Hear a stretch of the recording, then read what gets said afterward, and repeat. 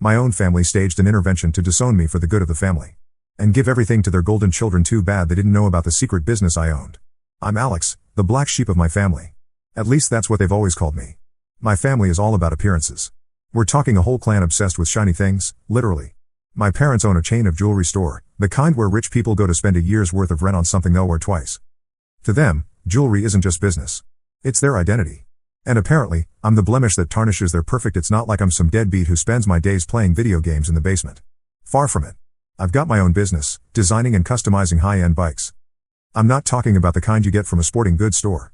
These are handcrafted, sleek machines with insane attention to detail, bikes that cost more than some cars, my clients, CEOs, celebrities, and collectors who want something one of a kind.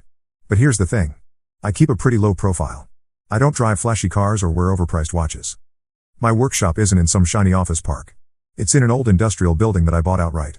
My team is small, just a few people I trust, and we churn out bikes that have a wait list 6 months long. My family, they don't know any of this. To them, I'm just the guy who chose a hobby over the family business. Growing up, my parents made it clear what they valued most: success, money, and keeping up appearances. My older brother, Ethan, was groomed to take over the jewelry empire. He's got the whole firstborn golden child thing down to a science. Vanessa, my sister, is their pride and joy because she married into money.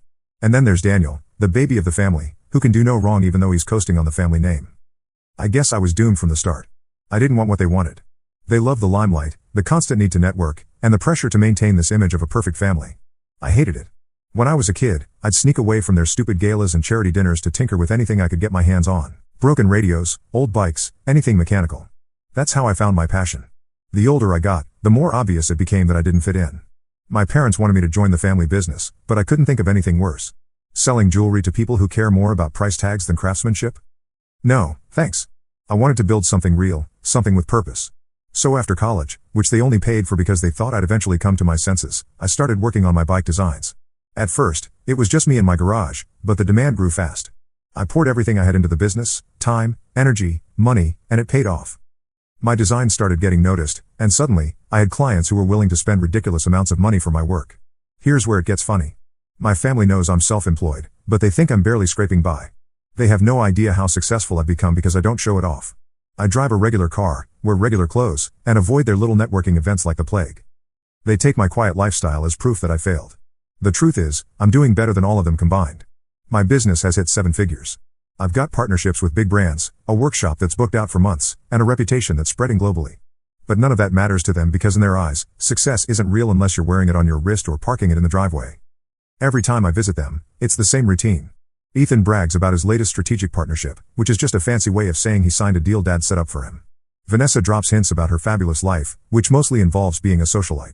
Daniel acts like a frat bro who never outgrew his college glory days. And me? I get the polite fake smiles and passive-aggressive comments about my potential.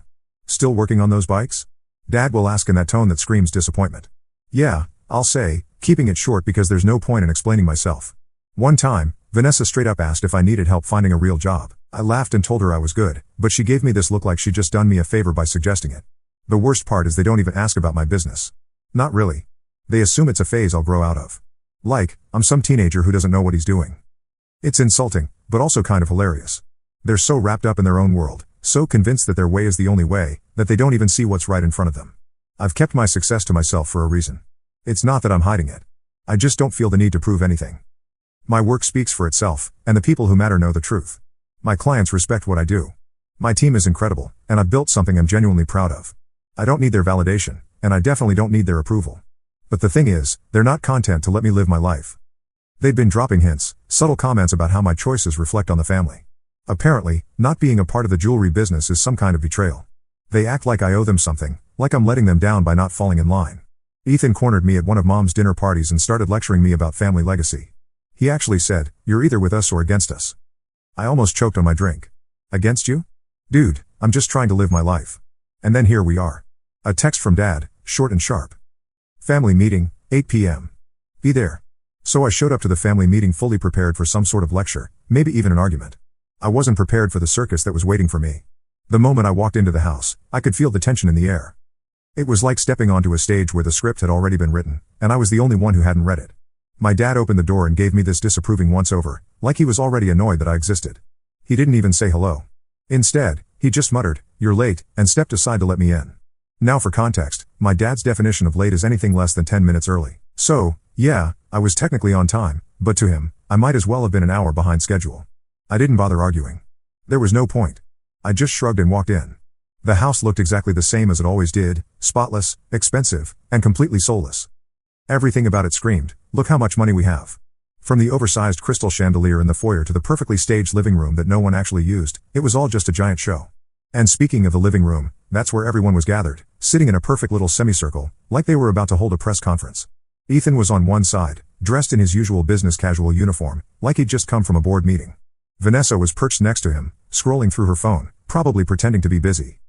Daniel was sprawled out in a chair, looking like he didn't have a care in the world, but I knew him well enough to tell he was enjoying whatever drama was about to unfold. Then there was my mom, sitting off to the side like a nervous referee, wringing her hands and giving me that tight smile she always used when things were about to get uncomfortable. And, of course, there was my designated chair, a single lonely seat placed strategically in the center of the room facing all of them. It was so obvious that this was an ambush that I almost laughed. Almost. Dad didn't waste any time. As soon as I sat down, he launched into his speech talking about the importance of family unity and preserving the legacy. It was all very official, very rehearsed. Ethan chimed in at one point using phrases like long-term strategy and brand image, which made me roll my eyes so hard. I thought they might get stuck. Vanessa wasn't far behind, throwing in comments about how my choices were problematic and how they reflected on the family as a whole. She kept using words like reputation and status as if those were the only things that mattered. Daniel didn't say much, but he didn't have to. He was just sitting there, smirking like he was watching his favorite TV show. I didn't say a word, I just let them talk, nodding occasionally to let them think I was listening. Honestly, it was kind of fascinating to see how much effort they'd put into this whole thing. They really thought they were staging some kind of intervention, like they were saving me from a life of failure and embarrassment. Eventually, Vanessa handed me a folder. She slid it across the coffee table like she was presenting me with some kind of sacred document. "This is for the good of the family," she said, her voice dripping with condescension. I opened the folder, and that's when I realized just how far they were willing to go. Inside were legal papers, all neatly organized and full of jargon. I didn't need a lawyer to understand. The gist of it was simple. They were cutting me off. No inheritance, no ties to the family business, no association with the family name. For a second I just stared at the papers, not because I was shocked I'd seen this coming from a mile away, but because it was hilarious how seriously they were taking it. They really thought this was some kind of punishment. Dad leaned forward, his tone all serious and authoritative. "This isn't personal, Alex. It's about business. Your actions have consequences." I raised an eyebrow. "My actions? You've made choices that don't align with the family's values," Ethan said. Like he was reading from a script. Vanessa nodded. "It's not just about you, Alex. It's about all of us. We have to protect the family." I wanted to laugh, but I didn't. Instead, I flipped through the papers, pretending to read them carefully. The whole time, I could feel their eyes on me, waiting for my reaction. Finally, I looked up and said, "Where do I sign?" The room went dead silent. I don't think they were expecting that. My mom was the first to break the silence. "Alex, wait. Don't you think you should?" "Nope," I said, cutting her off. "This is exactly what you want. Right? To cut me loose? Let's get it over with."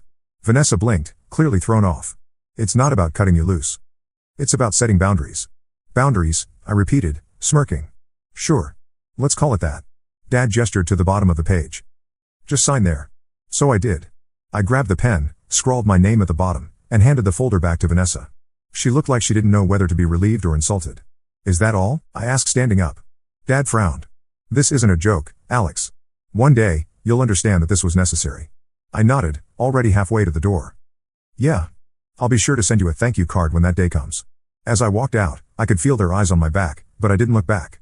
They thought they were making some kind of statement, but all they'd done was prove what I'd known all along. They didn't understand me, and they never would. When I got back to my workshop that night, I didn't feel upset or defeated. Honestly, I felt relieved. That family meeting was just confirmation of something I'd known for years. I wasn't one of them. They had no idea who I was or what I'd built, and they weren't interested in finding out. I flicked on the lights in my workshop, and the of the fluorescent bulbs was more comforting than anything I'd felt sitting in that overdecorated house. The space was my sanctuary, walls lined with tools, shelves stacked with custom parts, and rows of partially built bikes waiting for me to bring them to life. It was all mine, built with my own two hands.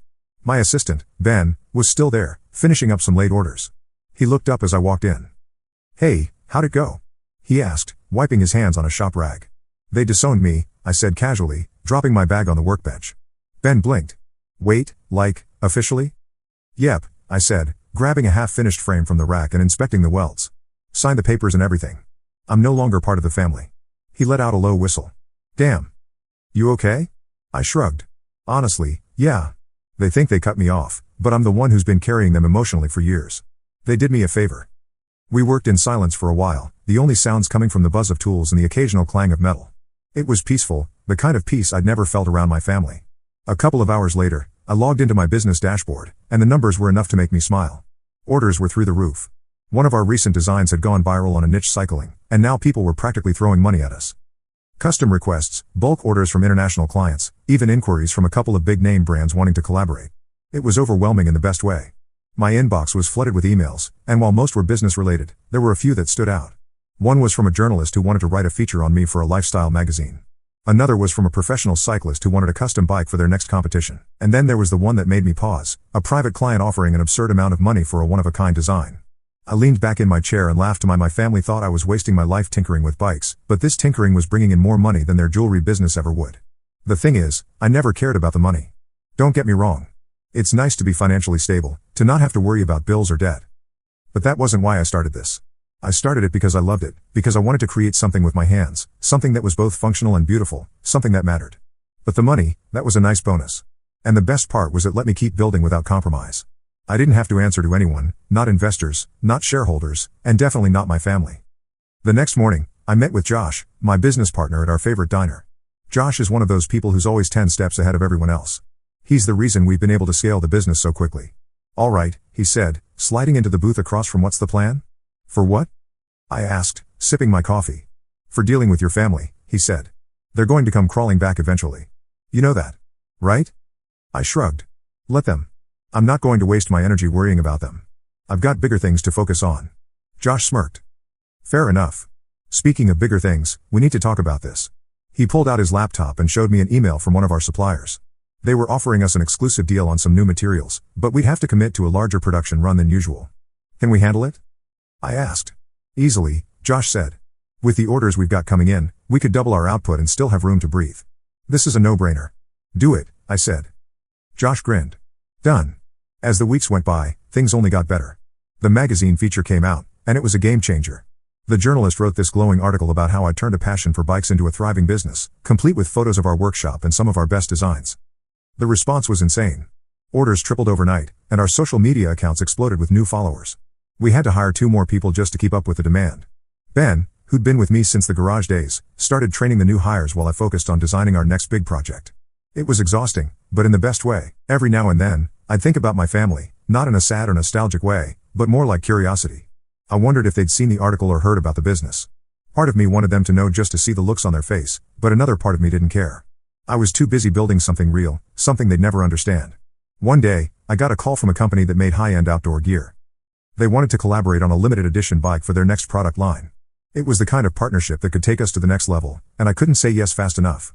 Josh and I spent weeks hammering out the details, working late nights to make sure everything was perfect. By the time the prototypes were ready, I knew we had something special. The launch was a massive success. The bikes sold out within hours, and the buzz around the collaboration put us on the map in a way we'd never been before. Suddenly, we weren't just a small niche business. We were a brand. And through it all, my family was silent. Not a call, not a text, nothing. I didn't know if they were ignoring me or if they were just clueless about what I was doing. Either way, it didn't matter. Their silence didn't go on for a long time, though. It started with a text.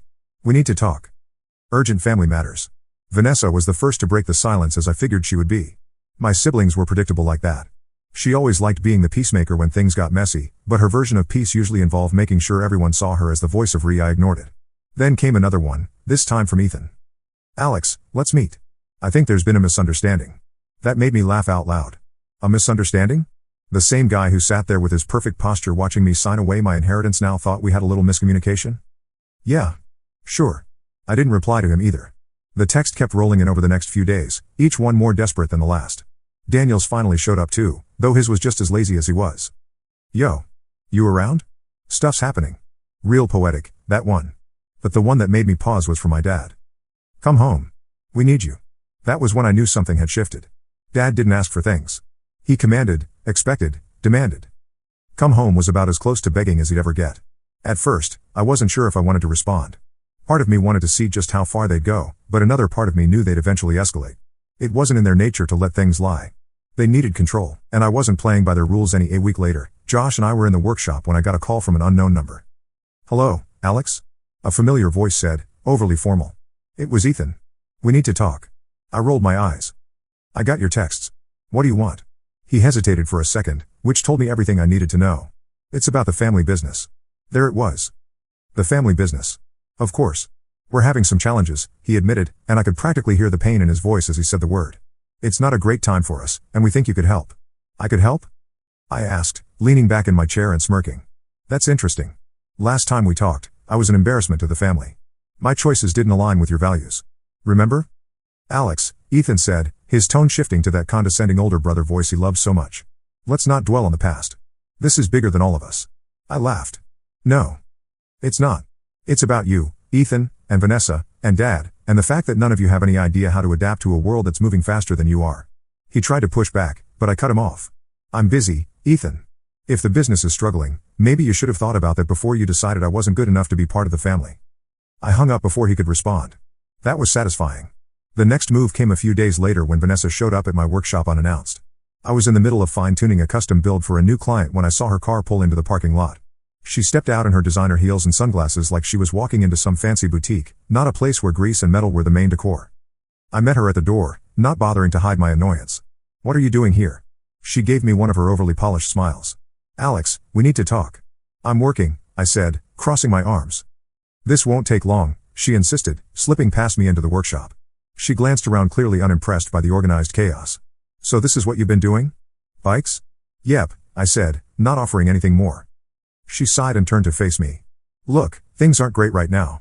The business is struggling, and Dad's not handling it well. Ethan's trying to hold things together, but she trailed off, waiting for me to jump in and save the day.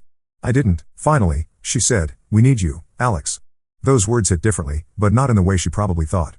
For years, I'd been the one they dismissed, the one who didn't measure up. And now they needed me. What exactly do you think I can do? I asked, leaning against one of the workbenches.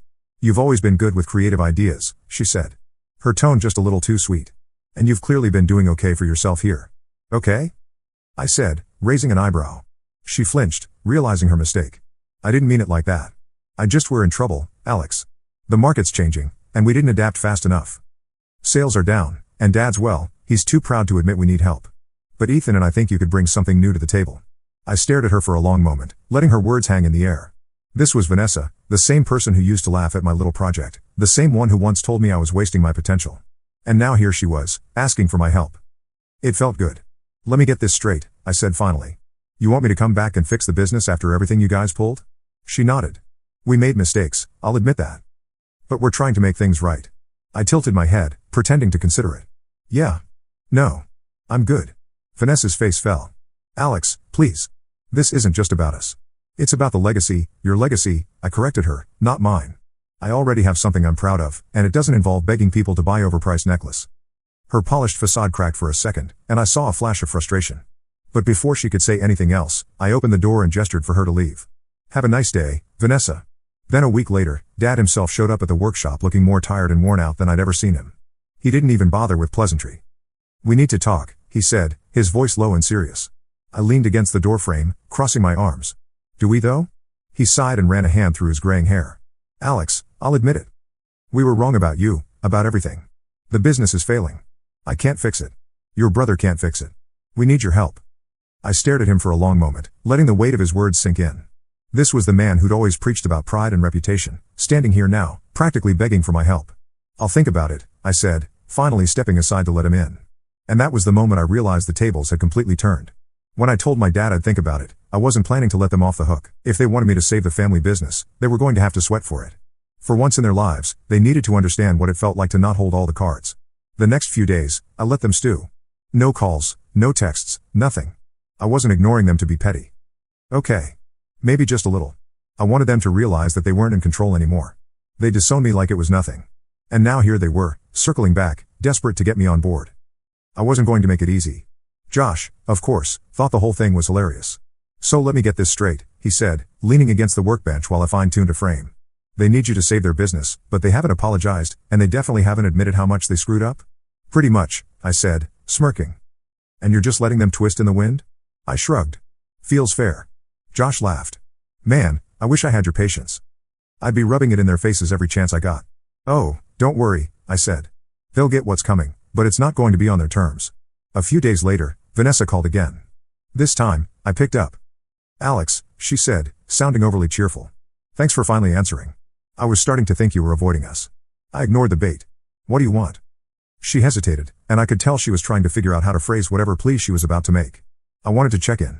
See if you've given any more thought to, helping out with the family business. I've thought about it, I said. And I have a few conditions. She was quiet for a moment. Okay. What kind of conditions? I want full control, I said, enjoying the moment. Here's the deal. I'll take over the business. You'll stay on as employees. No titles, no power, just workers. You'll answer to me. Vanessa practically choked. Wait. Full control? Alex, that's non-negotiable. I cut her off. If you don't like it, find someone else to fix your mess. She sputtered for a bit, trying to argue, but I stayed firm. Eventually, she said she'd talk to Dad and Ethan and get back to me. The next day, my dad showed up at the workshop again. He looked more put together this time, but the desperation in his eyes was still there. Vanessa told me about your conditions, he said as soon as he walked in, and he sighed. It's a big ask, Alex. You're asking us to hand over the company that your mother and I built from the ground up. I leaned against the workbench and crossed my arms. No. I'm asking you to hand over the company that's failing because none of you know how to adapt. If you want me to save it, you have to let me run it my way. Otherwise, what's the point? He didn't say anything for a long time. I could see the internal struggle on his face. Finally, he nodded. Fine. You can have full control, but there's one condition. Here we go, I muttered. I want you to keep the family name attached to the business, he said. It's all we have left. I thought about it for a moment. It wasn't an unreasonable request. And, honestly, I didn't care about the name one way or the other. Deal, I said. The real fun began after the family begrudgingly signed off on me taking full control. I didn't waste any time diving in. If they thought this was going to be some slow, gentle transition where they could argue or second-guess my decisions, they were dead wrong. This wasn't a democracy, it was a dictatorship, and I was the one holding the reins. The first thing I did after getting in charge was dismantle their precious hierarchy. Ethan had been running operations like he was auditioning for a reality show about clueless executive. His idea of leadership was yelling at people when things went wrong and taking credit when things went right. That wasn't going to fly. I called a staff meeting at the main office. All the managers, department heads, and key employees were invited. My family showed up too, but they looked uncomfortable as hell, sitting off to the side like kids waiting for the principal to yell at them. All right, I started, standing at the head of the conference table. Let's get one thing straight. The old way of doing things is dead. From now on, this company runs on results, not nepotism. A few people glanced nervously at Ethan, who was glaring at me like I'd just insulted his entire existence. I pointed at the whiteboard behind me where I'd outlined a clear strategy. We're streamlining everything. No more bloated budgets, no more unnecessary overhead, and no more outdated practices. If you have ideas, I want to hear them. If you've been stuck under layers of bureaucracy, that ends today. This is your chance to prove what you're capable of. One of the managers raised her hand. And what about the family? I smirked. They'll be held to the same standards as everyone else. No exception. Ethan scoffed, but I ignored him. Vanessa looked like she wanted to crawl under the table, and Daniel was half asleep. Classic. Next, I tackled the stores. Half of them were bleeding money because they hadn't been updated in a decade. The displays were tired, the layouts were confusing, and the staff looked like they were just waiting for someone to put them out of their misery. I shut down the worst performing locations immediately. Some of the employees were upset, which I understood, but I made sure to offer severance packages and job placement assistance. This wasn't about punishing people. It was about saving the company. The remaining stores got a complete overhaul. I brought in designers to modernize the spaces, turning them into sleek, minimalist showrooms that focused on the products instead of gimmicky sales tactic. I also introduced a new inventory system that made it easier for customers to browse and buy, whether they were in-store or online. Speaking of online, that was another major area where the company had been failing. Their website looked like it was stuck in 2005, complete with clunky navigation and blurry photos. I scrapped the whole thing and hired a team of developers to build a new site from scratch. It was fast, user-friendly, and optimized for mobile. Within weeks of launching, online sales skyrocketed. Then came the product line. This was where I really put my stamp on things. For years, the company had been churning out the same old designs. Gaudy, overpriced jewelry that catered to an aging clientele. It was fine for the older crowd, but it completely ignored younger customers who wanted something fresh and modern. I introduced a new collection focused on minimalist, sustainable designs. Think elegant pieces made from recycled materials, with a focus on craftsmanship and storytelling. Each piece came with a card explaining where the materials came from and how they were repurposed. It was a hit. People loved the idea of owning something unique that didn't come at the expense of the environment. At first, Vanessa hated the idea. She argued that it was too risky and not what our customers expect. But when the numbers started coming in, she had to admit I was right. Of course, not everything went smoothly. There were plenty of moments where I had to deal with pushback, mostly from my own family. Ethan, in particular, seemed determined to undermine me at every turn. He'd pull me aside after meetings and say things like, "Are you sure this is the right move? I mean, you're new to this level of management." I'd just smile and say, "You're welcome to step aside if you think you can't handle the changes." That usually shut him up. And Daniel, honestly, I didn't even know what he was doing half the time. He'd show up to meetings late, if at all, and contribute nothing. I eventually gave him a minor role managing the company's social media accounts, which kept him busy enough without causing any real damage. Despite the challenges, the results spoke for themselves. Within 6 months, the company was unrecognizable in the best way. Sales were up across the board. The new product lines were getting rave reviews, and we'd even started attracting younger, more tech-savvy customers. The best part? My family was starting to feel the power shift. They'd spent their entire lives at the top of the food chain, but now they were just employees like everyone else. They answered to me. One day, I called a meeting with just the 4 of us. Me, Dad, Ethan, and Vanessa. I wanted to make sure they understood exactly where we stood. "Let me be clear," I said, leaning back in my chair. "This company is mine now. If you want to stay, you'll do things my way. If you don't like it, there's the door." Dad frowned, but didn't say anything. Ethan looked like he wanted to argue, but Vanessa put a hand on his arm and shook her head. "I'm serious," I continued. "I'm not here to keep the family legacy alive. I'm here to build something better. If that means letting go of the past, so be it." For once, no one had anything to say. The turning point came when one of the industry's biggest trade shows invited us to showcase the new collection. It was the kind of event that could make or break a company's reputation, and I was determined to make an impression. I designed the booth myself, creating a sleek immersive experience that highlighted the sustainable designs and told the story of the company's transformation. My family was there, of course, but this time, they weren't the stars of the show. I was. Customers, journalists, and industry leaders flocked to our booth, praising the new direction and asking how we'd managed to turn things around so quickly. I made sure to give credit where it was due, mainly to the employees who'd worked tirelessly to make it happen. As I watched people admire the pieces I'd helped create, I felt a sense of pride that I'd never experienced. This wasn't just about saving a business. It was about proving to myself and to them that I was capable of so much more than they'd ever given me credit for. By the end of the show, we'd secured several new partnerships, and the buzz around the brand was bigger than ever. My family was finally starting to understand that I wasn't just the black sheep anymore. I was the one leading the charge. Then one day, it happened. The moment I'd been waiting for. We just wrapped up a quarterly review meeting where I presented some of the best numbers the company had ever seen. I was closing out the presentation when my dad cleared his throat. "Alex," his voice softer than I'd ever heard it. "I just want to say, I'm proud of you. You've done something none of us could have done. You didn't just save the business. You made it better." The room went silent. Even Ethan and Vanessa looked surprised. "Thanks," I said, keeping my tone new. Vanessa chimed in. "Dad's right. We should have seen your potential sooner. You've taken this company to places we never thought possible." Ethan nodded reluctantly. "You proved us all wrong. I can admit that." It was a strange feeling hearing them admit it out loud. "We've been talking," Dad continued, glancing at the others. "We'd like to fix things, not just the business, but us, the family." There it was. The apology, the olive branch. I sat back in my chair, letting their words hang in the air. "For I appreciate that," I said, "but let's be honest. You didn't want me in the family until I became useful. That's not something I can forget." Vanessa looked down, clearly uncomfortable, but she didn't argue. "I'm not interested in pretending everything's fine. I can. What we have now works. We're working together. That's it. I don't need anything more from you." Ethan frowned. "Alex, come on. We're family. We made mistakes, but we're trying to make it right." "You're trying to make it right because you have no choice," I said, keeping my tone calm. "If this business had gone under, you wouldn't be here right now. Let's not rewrite history." Dad looked like he wanted to argue, but then he sighed and nodded. "Fair enough. Here's the deal," I said, standing up and gathering my note. "I'll keep running the business, and you'll keep doing your jobs. But outside of that, we're good where we are. No more pretending to be a happy family. We tried that, and it didn't work." The room was quiet as I left the meeting, but I didn't feel bad about it. I wasn't angry, and I wasn't bitter. I just knew where I stood, and I wasn't going to let them cross that line again.